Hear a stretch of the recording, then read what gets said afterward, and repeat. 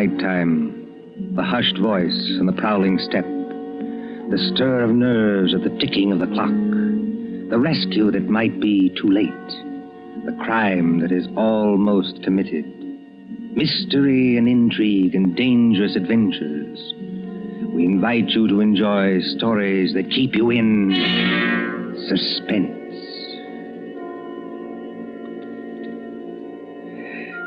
Can a man stake his life against $25,000? Can another and cleverer man track him down like a hunter, stalking his prey and kill him within 5 hours? Can you make a bet with death and win? For Suspense, tonight we present Will You Make a Bet with Death by John Dixon Carr.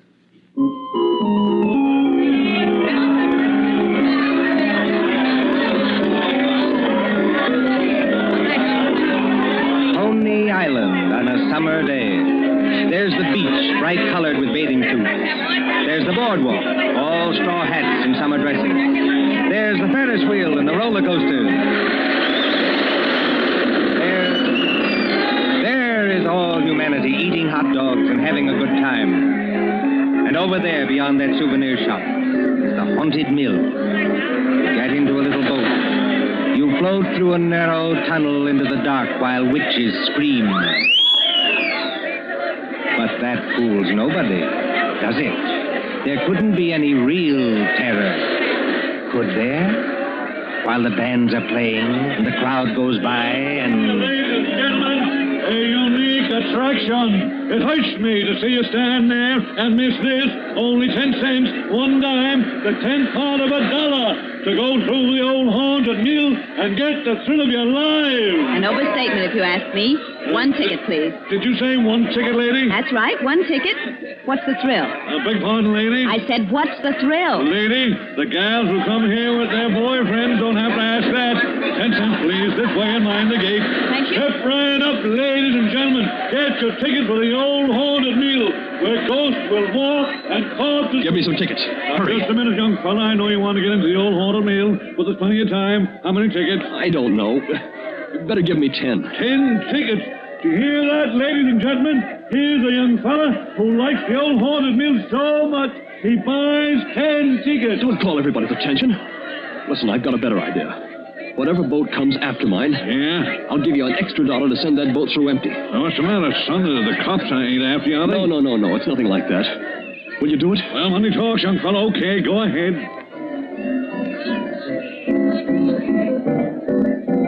Isn't there an empty boat here? Well, really? You've got such a great objection to riding in the same boat with me? Oh, I'm sorry. I didn't mean that at all.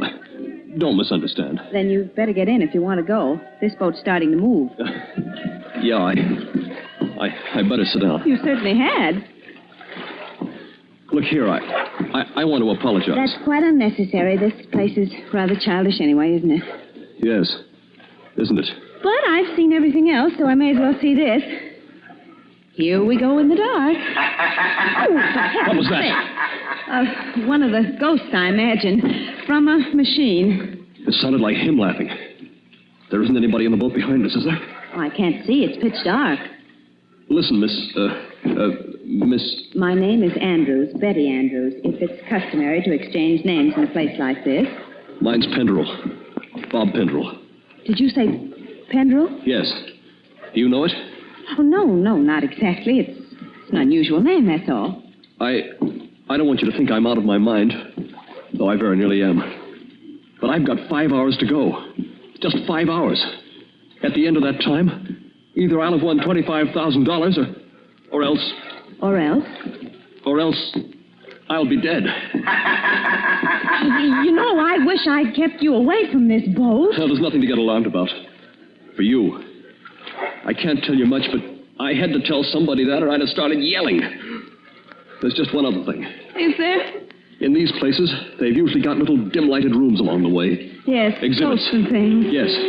Well, when we come to one, I'm going to get out of this boat and hide there. Just don't get alarmed, and don't tell anybody when you go out. But why should you do that? I think I see a light ahead. There is a light, but... Dim, too. That's all for the good. It's... Yes? We're coming around the corner. Look, I'm going to have company when I get off. A waxed dead man on a pile of straw. Oh, I hope I can stand these noises. Goodbye, Betty Andrews. I wish we'd met at a different time. Mind the boat! Here, what are you doing? Getting out, too? Don't be an idiot. What's the idea? You need looking after, Mr. Pendrell. And if we must hide, I suppose this is as good a place as any. I won't have it. Quick. There'll be more boats along. Over behind that dead man on the straw. He'll hide us. Hurry. Well, Now, Mr. Pendrell, in the queerest place I ever get into, please tell me what this is all about. I can't tell you. You said it yourself. If you don't tell somebody, you go crazy. Maybe you're right. It's against the strict terms of the bet. But this is the last day. And I tell you, I can't hold out any longer. Lower your voice. There's a boat coming.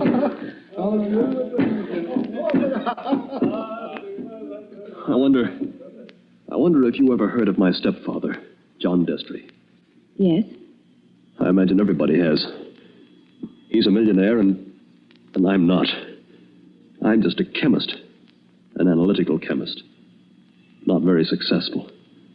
So if I'd had time, if I'd had money, I might have worked out a process that would have, well, I think it would have helped in the war. But he's got money. Yes, he's got money. Well, my mother died years ago.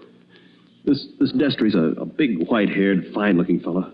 You'd think butter wouldn't melt in his mouth. He's got an apartment in the East 60s, secretary, I never met her, valet, cook, that kind of thing. Well, he used to invite me there. I wouldn't go. Then he got hold of a book I had to have, a German work on chemicals. So I went. After dinner, in that study of his, over the brandy...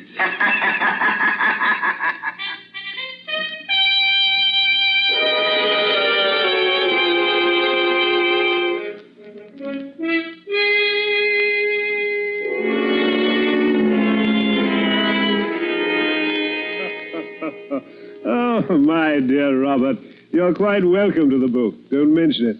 Oh, what do you think of this brandy, by the way? It's excellent, thanks. Yes, I thought you'd like it. And now that we're all relaxed, comfortable after dinner, tell me something. Yes, Mr. Destry? You hate me, don't you? Frankly, I do. And always have. Good. Then you'll be relieved to hear I've always felt the same about you. But tell me something else. Did you ever know me to break my word? No, I never did. I'll give you that. I asked you, Robert, because I want to make a little bet with you. That is, if you have the nerve, which I doubt. Well, I'm afraid I can't afford to make bets. You were always careless with money, Robert. Well, I've been thrifty. I saw that when your mother was alive. But you can afford to make this bet. Look here, in my desk. Well? $25,000, Robert. $25,000 in 5 $100 bills. And what would I have to bet against that? Your life. What? My life? There's the money in the drawer. Look at it. What wouldn't you give for that money? What wouldn't you give to have it for this precious work of yours that you're so fond of and that you've failed in miserably? So far I've failed, yes. Oh, I've had a fairly good life as lives go. My heart isn't as good as it might be, but the doctors say I'll last a little while yet. But before I go, there's one pleasure, one little exquisite thrill for me to experience. I want to commit a murder. Yes, I said a murder. My bet is that I can kill you within 6 months, and that you can't stop me, and that I'll never be punished for it. What do you say? Yes or no? I believe you mean that. Of course I mean it. And just how would you propose to kill me? Ah, that would be telling. You know, if I had time to think this thing over... There's no thinking it over. Now. Yes or no? Yes. You must need the money badly, Robert. I do need it. But oddly enough, Mr. Destry, that isn't why I'm doing this. No? No. I want to show you you can't play the Lord Almighty and get away with it. Are you challenging me? Yes. You don't think I can do it? I know you can't. We mustn't get excited, Robert. There will be conditions to the bet, you understand? What conditions? First of all, you'll never mention this matter to anyone. All right. That seems fair enough. You'll remain within the city limits of New York for 6 months. You'll spend at least 1 hour of every day walking the open streets alone. All right. You'll spend at least 1 hour every evening in your own room alone. I may come to see you, or I may not. Trying to scare me already, are you? Finally, you'll write out a little note and give it to me. There's pen and paper on the desk in front of you. Write it now. Let's hear what I have to write before I do anything like that. You will write, I am a failure. You can't stop harping on that, can you? I am a failure, and this was the only way out. I wouldn't have done it otherwise. A suicide note? Yes. I intend to use it when I, operate. And if I won't write it? Ooh, then there's no bet. All right, I'll do it. It's now, let's see, 9 o'clock on the night of January the 10th. If you're alive and not in a madhouse... Does that go into the bargain, too? Yes. At 9 o'clock on the night of June 10th, given those conditions, you will receive $25,000. Can't you hear the dice rattle, Robert? You're playing with death now. I know it. Aren't you going to finish your brandy? No, thank you. Oh, then pour it back into the decanter. You heard me. Pour it back into the decanter. If you were as careful as I am, you wouldn't be where you are now. That's right.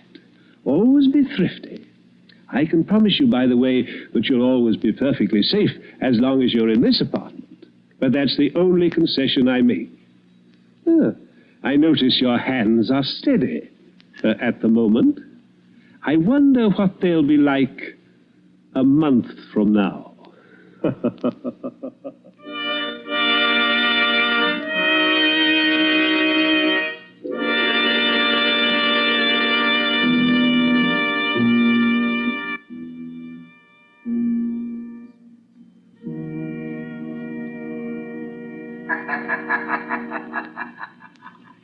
So you were fool enough to make a bet with John Destry. Listen, Betty. I want to tell you what else happened the same night. I got on a Fifth Avenue bus and started to look through that book that Destry gave me. It was a book that I wanted about poisons. Well, just as I opened it, I felt something sharp prick my fingers. I looked down, and my hands were covered with blood. He had sewn safety razor blades in a line down the inside edge of the cover. Oh, no. Yeah. A little white card fell out of the book, and I read it. It said, "See how easy it is to take you off guard? Those razor blades aren't poisoned, but they might have been. Take warning." Betty, that was 6 months ago. 6 months less 5 hours of careful, refined torture. And now, I've got only 5 hours to go. What's he done in the meantime? Nothing. Nothing. I don't understand. Nothing at all. That's the cleverness of it. He's left me waiting. Expecting something. Expecting it every hour of the day or night. Once at the laboratory where I work, I opened a box that I thought was from a chemical supply house. And the Mexican tarantula, one of those furry spiders about as big as your fist, ran out across my hand. It was a toy tarantula. He enclosed a card asking whether I didn't admire it. Bob, this can't go on. I used to think I didn't have a nerve in my body. I could hold the test tube at arm's length absolutely steady for minutes at a time. Now look at me. Don't, please, don't. But the waiting's almost over now. Walking the streets, wondering who's behind you. Sitting alone at night, listening for every step on the stair. He's got very little time left now, and he's got to do something. The question is, what's he going to do? Well, maybe he doesn't mean it. Maybe he's only doing it to scare you. And lose all that money? Oh, you don't know my stepfather. Listen. Huh? I don't hear anything. That's just it. There's no sound of running water. The boats have stopped. Then we're all by ourselves in here. All with him. Yes. Oh, Lord, how I wish I hadn't gotten you into this. Oh, I'm all right. Or at least I think I am. I thought I saw him in the crowd outside, but I couldn't be sure. I'm seeing him everywhere. Now, Bob, just a minute. Just tell me one more thing. Did you ever see Mr. Destry, I mean face to face, after that first night? Oh, many times. He came to see you? He came to my laboratory once, yes, but mostly I went to see him. And why? Because it was the only place in the world I could feel safe. He's promised that nothing should happen to you while you were in his apartment. Don't you see it was part of a torture? Night after night he'd invite me, and I'd go, right up until last night. Last night. We were in that study of his, with the devil masks on the walls, and he was sitting behind the big mahogany desk.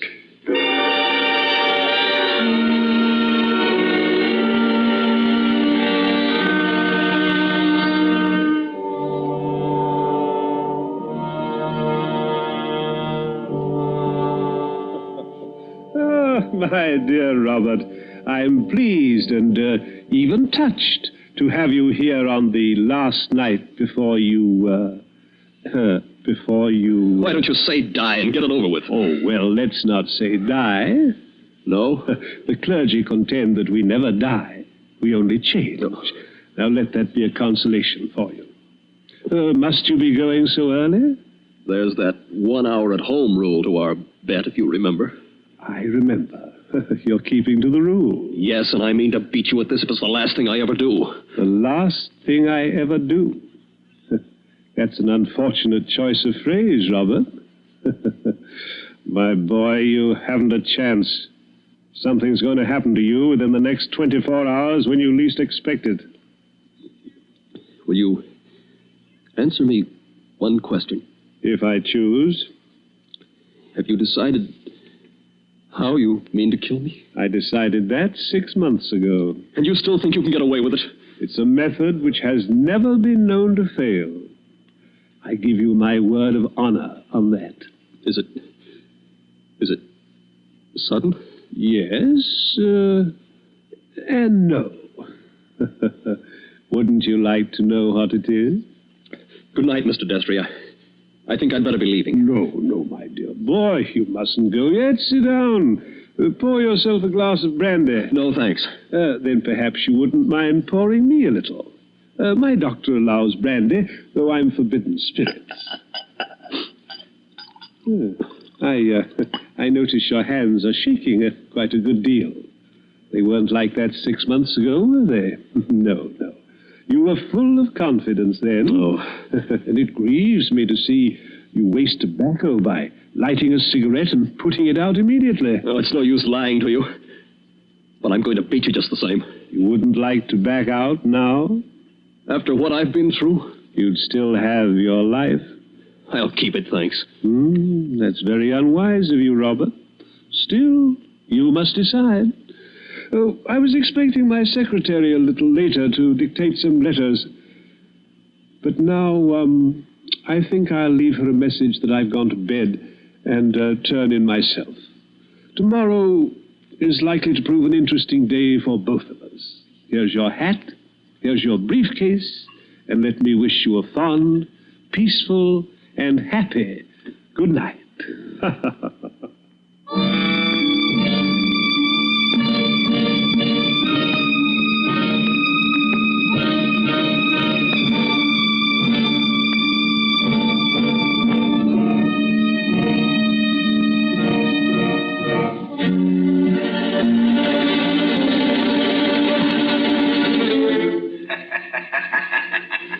That was last night, Betty. I said I had 5 hours to go. It's less than 4 hours now. If I can keep away from the old devil until 9 o'clock. I wish those boats would start running again. Why? Because it's almost as spooky in here as a real old mill. I know. Even that wax dummy on the straw. Any minute now. You're expecting to see him move? So am I. Now, don't stand up. It doesn't matter. If the boats aren't running, we can hear anybody who comes along. I hope so. Do you think Destry's got in? Bobby can't have got in. He can't even be here. Why not? Because Mr. Destry told me... Mr. Destry told you. I'm his secretary. You know, Betty Andrews, I'm sorry it was you who did this. Did what? You can't guess, can you? Oh, Bob, I didn't come here to trap you or spy on you. If that's what you're thinking, I swear I didn't. No. You only got me to tell you the whole story and lose my bet. I haven't heard a single word you said. Bob, please believe that. He didn't send you here, of course. No. And of course you never saw me at his apartment last night. No, I swear I didn't. I got there late. He'd gone to bed. I didn't even take off my hat or gloves before I left again. Don't you understand, Bob? I hate him, too. I want to see you beat him. You've got to beat him. You mean that? Look at me and see if I mean it. Betty, I almost believe you. You must believe me. And Anything else? we better hide behind that dead man in a hurry. Those boats have started up again. I wish I could tell you, Betty, what that means to me. Come on, hurry. Wait a minute, you two. But Stay just where you are. where's that voice coming from? Along the tunnel, I think. But it's not Destry's voice. No, it's a man standing up in a boat. He's coming around the corner. I can see him now. Hurry. The old haunted mill, eh? My golly, if this ain't some place to make a pinch, I never heard of one. What do you mean? Make a pinch? Just what I said. Your name, Robert Pendrell? Yes. Who are you and what do you want? Police headquarters. You're to come along with me. I want to see you over in New York. About what? I wouldn't know, lady, but it might be about the murder of John Destry. Oh, no. Did you say the murder of John Destry? That's right. Somebody poisoned him last night with mercury cyanide. I wouldn't have got you at all, maybe, if the barker outside there hadn't thought the cops were after you to start with. Betty, Yes, Bob? he's beaten me. He hasn't beaten you. Oh, yes, he has. And I know now the weapon Destry was going to use in killing me. What weapon? It never fails. The electric chair. You mustn't talk like that. Don't you see? He never once intended to kill me in the way I thought. Are you coming quietly, Mr. Pendrell? Just a minute. He's poisoned himself. But he's left evidence to show I did it. He's killing me the worst way possible. He's won the bet. The money doesn't matter now. If I'm in the death house for murder, what use have I got for all the money in the world?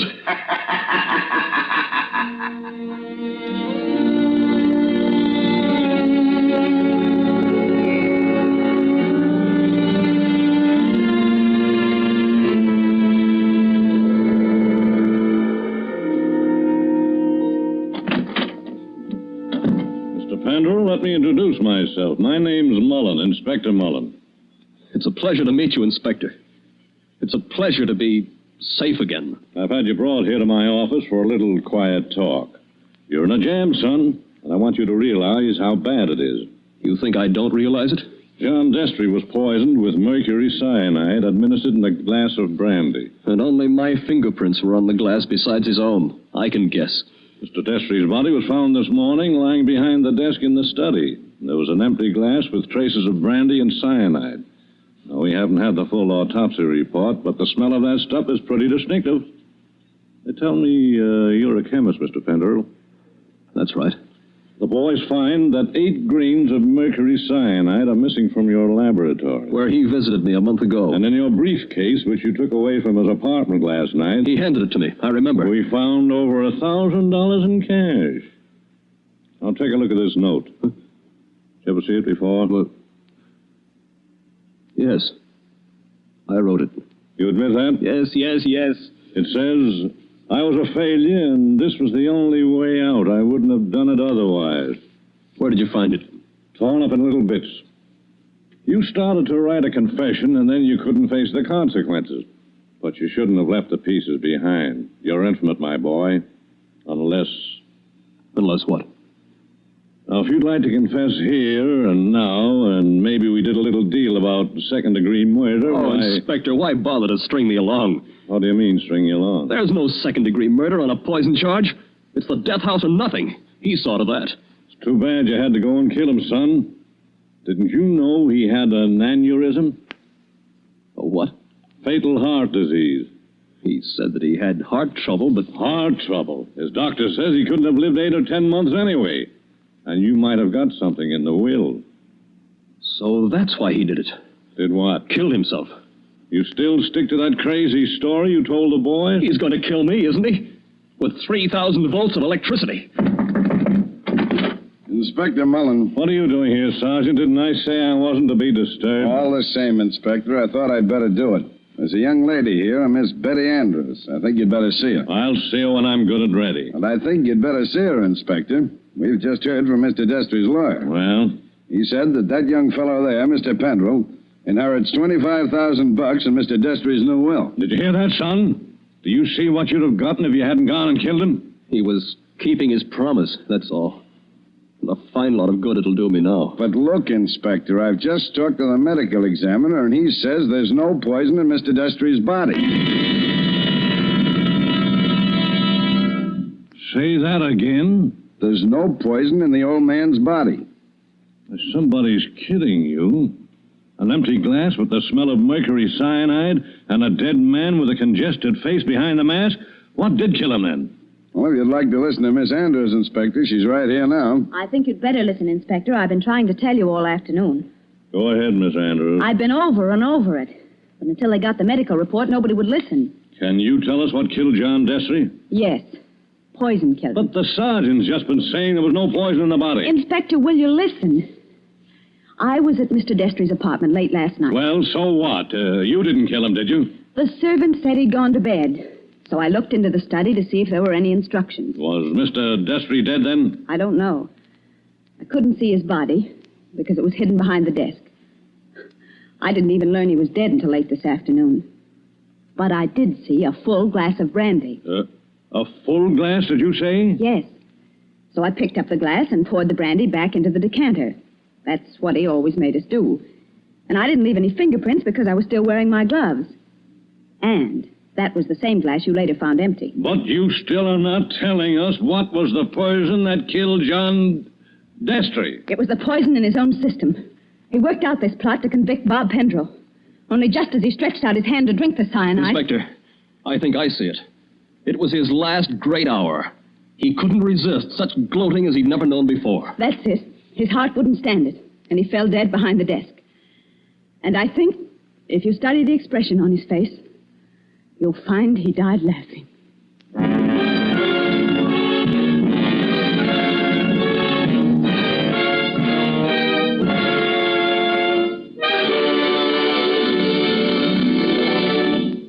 And so ends Will You Make a Bet with Death? Tonight's story of Suspense. The part of Bob Pendrell was played by Michael Fitzmaurice. Betty was played by Leslie Woods. John Destry was played by Nicholas Joy. And in supporting roles were Ted DeCorsia and Charles Slattery. Again next Tuesday at 9:30 p.m. Eastern Wartime. A story dedicated to the thrill of the nighttime, the hushed voice, and the prowling step. Another adventure in Suspense. William Spear, the producer, Mark Slobe, the director in the absence of John Dietz, and John Dixon Carr, the author, are collaborators on Suspense.